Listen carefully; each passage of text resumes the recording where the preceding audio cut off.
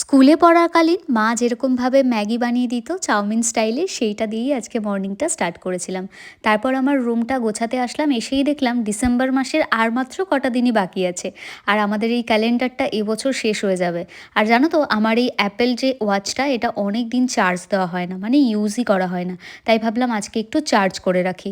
আর তারপর আমি আমার ঘর পরিষ্কার করা স্টার্ট করলাম। তোমরা অনেকেই বলো না, দিদি মর্নিংয়ে কেন তুমি ভ্লগ দাও না? এই যে এতগুলো কাজ থাকে, কি করে তোমাদের সাথে ব্লগ শেয়ার করি বলো? আর শুধুমাত্র ভিডিও করলেই তো হলো না, সেটা এডিট আছে, ভয়েস ওভার আছে, অনেক কিছুই আছে। তোমরা অনেকেই আমার কাছ থেকে এডিটের ডিটেলস জানতে চেয়েছো।